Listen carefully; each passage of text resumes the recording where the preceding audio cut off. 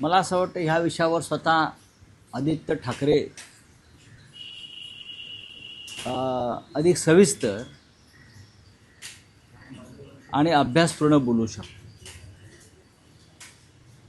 मी स्वतः सकाळपासून बाहेर पडण्याच्या तयारीत आहे, पण अख्खे रस्ते नाले हे एवढे जाम आहेत की अख्खी मुंबई एका पावसामध्ये जवळजवळ ठप्प झालेली आहे. भारतीय जनता पक्षाचं सरकार आणि प्रशासन मुंबई महापालिकेत आहे. ही जबाबदारी त्यांची आहे. नाले सफाई अजिबात झालेली नाही. मुंबईतले सर्व रस्ते खोदून ठेवले आहेत, पत्रे लावून ठेवलेले आहेत, मेट्रोची कामं अर्धवट पडलेली आहेत. याची जबाबदारी कोणी घ्यायची?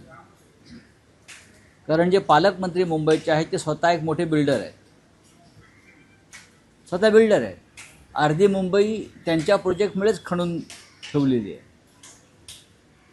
राज्याच्या मुख्यमंत्र्यांना महाराष्ट्राच्या राजधानीत राहणाऱ्या जनतेची काही चिंता काळजी आहे की नाही? तुम्ही मुंबईमध्ये कुलाब्याच्या दांडीपासून ते मुलुंडच्या चेक नाक्यापर्यंत आणि दहिसर चेकण्यापर्यंत तुम्ही पाहिलं जाऊन प्रत्येक रस्त्याला बाजूने पत्रे मारलेले आहेत. रस्त्यांची साईज त्यामुळे लहान झाली.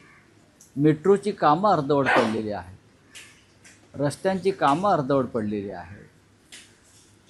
ऐन पावसाळ्यामध्ये काही ठिकाणी नवीन पावसाळ्यात नवीन कामं काढली. मुंबईकरांनी प्रवास कसा करावा? तुमच्याकडे पोलिसांचे ताफे आहे, ट्रॅफिक तुमचं मोकळं केलं जातं, पण सामान्य माणूस जो आहे त्याची अवस्था काय? महानगरपालिका जी आमच्या काळामध्ये 25 वर्ष आम्ही उत्तम रीतीने सांभाळली. स्वतः पक्षप्रमुख उद्धव ठाकरे हे पावसाळ्याच्या आधी बैठका घेत होते अधिकाऱ्यांच्या, नगरसेवकांच्या. यावेळेला असं कुठे काही दिसलं नाही. आता मी माहिती घेतली, मुंबईमध्ये 7 ठिकाणी पाणी तुंबलेलं आहे, अगदी भारत मातासह. आणि त्याच्यामुळे अख्खं ट्रॅफिक जे आहे हे अशा पद्धतीनं गच्च झालेलं आहे की पुढले 3 तास 4 तास पाऊस थांबला नाही तर मुंबईचे रस्ते, सर्व रस्ते जाम होते. विधानसभेचं अधिवेशन सुरू आहे. मला काही आमदारांचे फोन आले, आम्ही अजून मिटिंग आहे, पण पोचणं कठीण आहे विधिमंडळात. आत्ता जे आमदार लांब राहतात त्यांनाही पोचता येत नाही. ही अशी एकंदरीत अवस्था आहे. जे खासदार फुटले त्यांना चार्टर फ्लाईट दिली जाण्यासाठी गावाला. जे खासदार फुटले, आपण पाहिलं असेल की त्यांच्या गावाला जाण्यासाठी एकनाथ शिंदेने त्यांना जाण्या येण्यासाठी चार्टर फ्लाईटचा पास काढून दिला आहे.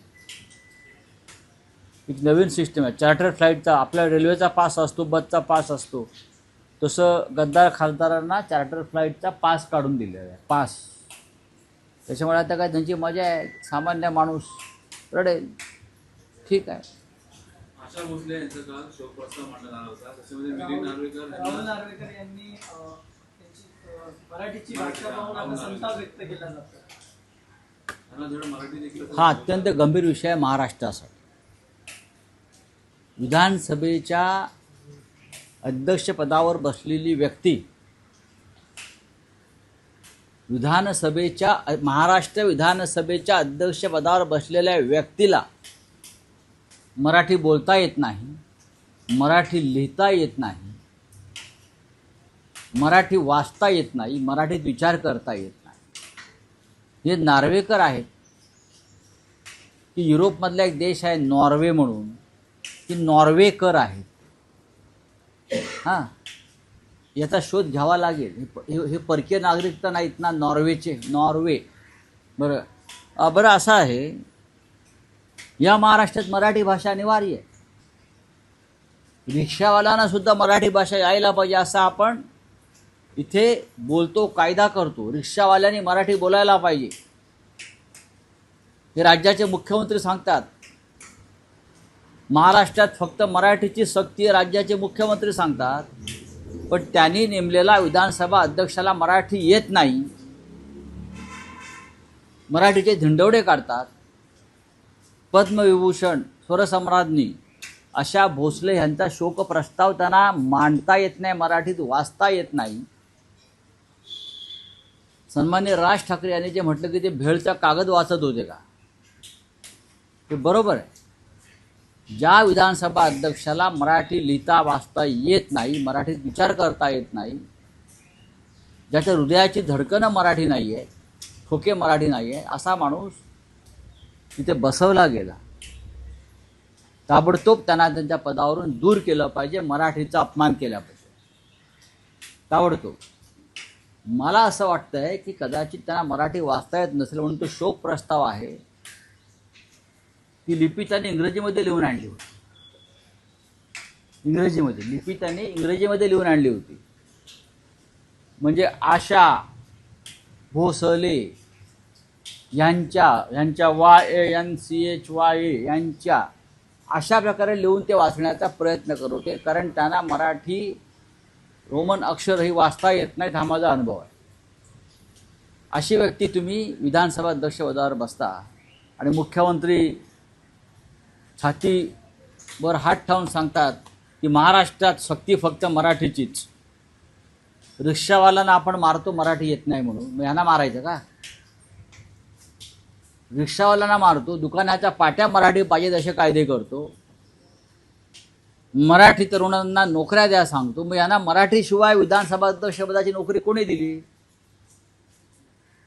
ज्यांना मराठी येत नाही त्यांना विधानसभा अध्यक्षपदाची घटनात्मक नोकरी दिली कोणी? ताबडतोब त्यांच्यावर कारवाई नाही, त्यांना त्यांच्या पदावरून दूर केलं पाहिजे. हा मराठीचा अपमान, हा छत्रपती शिवाजी महाराजांच्या भाषेचा अपमान. तसं असेल जर तुम्ही ह्यांना पाठबळ देणार असाल या नार्वेकरांना, जे नार्वेकर नसून नॉर्वेकर आहेत, नॉर्वे तिकडे त्यांच्या प्रॉपर्टी असतील म्हणून ते नॉर्वेकर झाले. नॉर्वेकर युरोपमधले. त्यांनी अजून माफी देखील मागितलेली, पदावरून दूर होण्याचा विषय वेगळाच आहे, पण माफी देखील मागितली, स्वतःहून देखील. लाज वाटली पाहिजे भारतीय जनता पक्षाला. जर त्याने माफी मागितली नसेल तर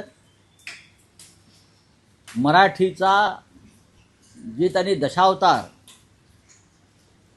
वस्त्रहरण, धिंडवडे काढले नॉर्वेकरांनी, त्याबद्दल जर त्यांना अजून माफी मागण्याची सुबुद्धी सुचली नसेल तर राज्याच्या मुख्यमंत्र्यांनी त्यांच्या वतीनं माफी मागावी. महाराष्ट्राचे मुख्यमंत्री आहेत ना, मराठी राज्याचे मुख्यमंत्री आहेत, तर नॉर्वेकरांच्या वतीनं आधी मुख्यमंत्र्यांनी माफी मागावी. राऊतसाहेब, भाजप एक दावा नेहमी करते की मराठी भाषेला अभिजात भाषेचा दर्जा आम्ही दिला आणि त्या अभिजात भाषेचा दावा करणाऱ्या विधानसभा अध्यक्षांची ही स्थिती आहे. हो, पण मी तेच तर म्हणतोय ना, हे ढोंग किती आहे. मराठीला अभिजात भाषेचा दर्जा दिला असं ते म्हणतात कागदावर, पण अजून त्याचं काय इथे खाली उतरल्याचं दिसत नाही ना. मंगलप्रभात लोढा ना करा, मग विधानसभेचे अध्यक्ष त्यांना करा ना. मंगलप्रभात लोढा आहेत, अजून काही आहेत, बिल्डर आहेत त्यांचे काही. काल अंबादास दानवेने उल्लेख केला तिकडे, त्यांनाच करून टाका विधानसभेचे अध्यक्ष. राज ठाकरेही असं म्हणतात की भेळ खाल्लेला कागद. हो, हा भेळ खाल्लेलाच कागद होता. हा मराठीच्या कागदावर भेळ खाऊन तो वाचायचा. ज्यांना मराठीच येत नाही, वाचता येत नाही, बोलता येत नाही, विचार करता येत नाही मराठीमध्ये, ते या महाराष्ट्र राज्याच्या विधानसभा अध्यक्षपदाच्या खुर्चीवर त्यांना भाजपनं बसवलेलं आहे. हा 106 मराठी हुतात्म्यांचा अपमान आहे. महाराष्ट्राच्या मुख्यमंत्र्यांनी याच्यावरती खुलासा केला पाहिजे आणि माफी मागायला पाहिजे. विरोधी पक्ष काय करतोय हा माझ्यापुढे प्रश्न आहे. मी जर असतो त्या विधानसभेत तर मला जामवंतराव धोटेचं स्मरण करून मी पेपरवेट फेकून मारला असता त्या दिशेनं. मी जर तिथे असतो, माझ्यासारखे अजून 10 लोक असते, तर जामवंतराव धोटेचं स्मरण करून मराठीचा अपमान करणाऱ्या व्यक्तीविरुद्ध मी तिथेच एक तर जोडा काढला असता किंवा पेपरवर फेकून मारला असता. मराठी भाषेचा अपमान महाराष्ट्राच्या विधानसभेत, विधिमंडळात लाजा वाटला पाहिजे. मुख्यमंत्र्यांनी ताबडतोब त्याच्यावरती माफी मागितली पाहिजे. कारण माफी हा शब्द त्यांना आता इंग्रजीमध्ये लिहून द्यावा लागेल विधानसभा अध्यक्षांना. त्यांना माफी हा कळत नाही काय ते. आपले आमदार देखील त्या ठिकाणी होते. कोणी आवाज उठवला मी काय म्हणतो आहे, मी कोणावरती आक्षेप घेत नाही. मी माझ्या भावना सांगतो आहे. मी जिथे असतो तर जामवंतराव धोट्यांप्रमाणे पेपर वेट उचलून मराठीचा अपमान करणाऱ्या व्यक्तीच्या दिशेने तो भिरकावला असता आणि माझा निषेध व्यक्त केला असता. मुंबई आज पहिल्याच पावसात राऊत त्या विषयावर मी बोललो आता. साहेब आणखी एक शिंदेच्या बद्दल काही बोलतात का? कारण शिंदे सभागृहात असं म्हणाले आहेत की एक झटका आता दिलाय, अजून अनेक झटके देणार आहेत. हो, त्यांचं हलाल करू आम्ही. मग काय झटके आणि काय हलाल? कसले झटके, कसले हलाल? सत्तेवरनं खाली उतरा. ज्या शिवसेनेनं तुम्हाला या पदापर्यंत पोचवलं आहे ना, आधी आमचं चिन्ह आणि आमचा पक्ष न्यायालयातून परत द्यायला लावा. न्यायव्यवस्था विकत घेऊन तुमची दादागिरी सुरू आहे का? ही दादागिरी जी आहे ही पोलिसांना माफियासारखा त्यांचा वापर करून, ईडी सीबीआयचा माफियासारखा वापर करून तुम्ही ही दादागिरी करता. ज्या दिवशी तुमच्याकडे हे नसेल त्या दिवशी तुम्ही ही भाषा आम्हाला करून दाखवा. सत्तेच्या जोरावर आणि पोलिसांच्या बळावर बरं का एखादा नपुसंकसुद्धा स्वतःला मर्द झाल्याचा आव आणून दाखव. लक्षात ठेव. काय म्हणालो मी?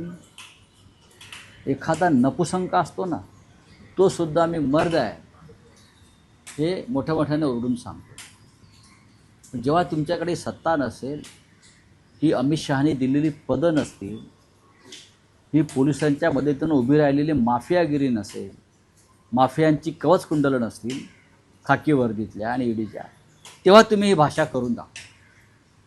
हे मी तुम्हाला वारंवार आव्हान देतो. मला माहिती आहेत कोण किती पाण्यात आहेत, कोण किती भयमुक्त आहेत. हे सगळे एक नंबरचे डरपोक आहेत म्हणून पळून गेले.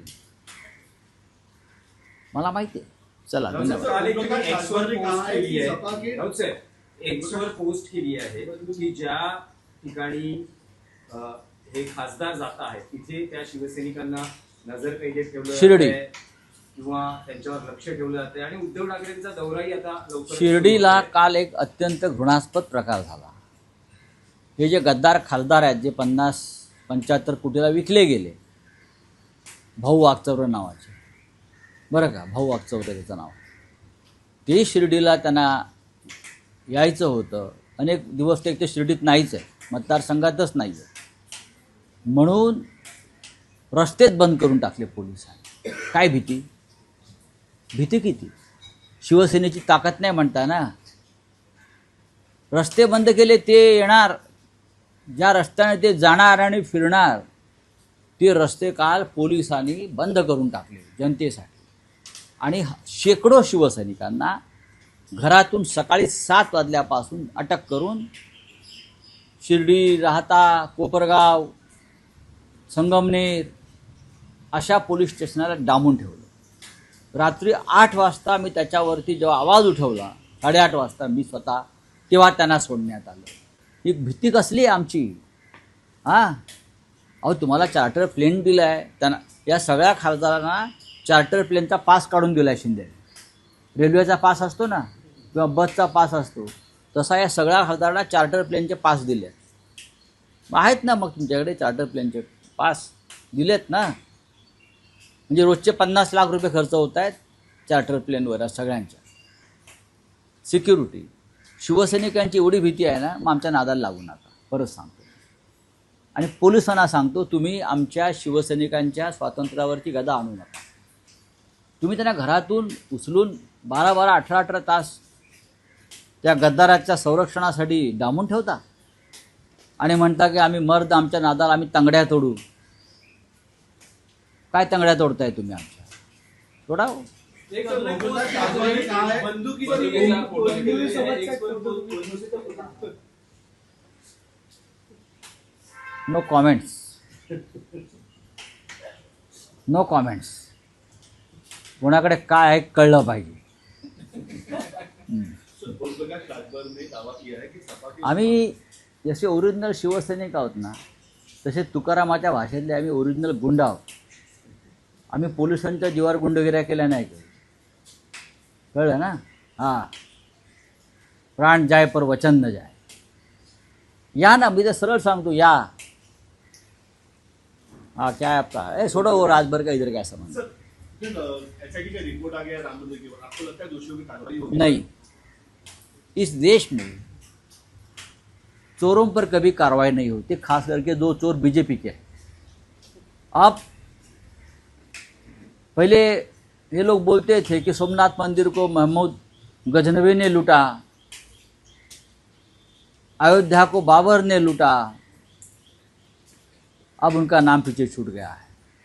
अब भारतीय जनता पार्टी में ही मंदिर लूटने वाले बाबर और महमूद गजनवी आए हैं, पैदा हुए हैं. देखो ना आप, क्या क्या नहीं लूटा, कौन से मंदिर नहीं लूटे. महाकाल मंदिर लूट लिया उज्जैन में, वो भी राज्य के मुख्यमंत्री ने. मंदिर के विकास के नाम पर 300 एकड़ जमीन खाली, 50,000 करोड़ की जमीन है, मंदिर को लूट लिया. और जिस राम मंदिर पर हमने सबसे बड़ा आंदोलन किया, खून बहाया, वो मंदिर तो बीजेपी के महमूद गजनवी लूट रहे हैं. क्या करोगे आप? मोदी जी ने कुछ कहा, आपने सुना? अमित शाह जी ने कुछ कहा, आपने सुना? हमारे प्रिय मोहनराव भागवत जी ने कुछ कहा, आपने सुना? कुछ नहीं. सब मुंह बंद करके, कान बंद करके, आँख बंद करके बैठे हैं, मंदिर लूट रहे हैं. Thank you. शिवसेना की तरह अभी सपा के भी आमदार और खासदार कॉन्टैक्ट में है बीजेपी के, तो क्या लगता है कि विपक्ष को कमजोर कर रहे हैं इस तरीके से? तो नई बात क्या है उसमें? अब देखेंगे, जब होगा तो देख लेंगे.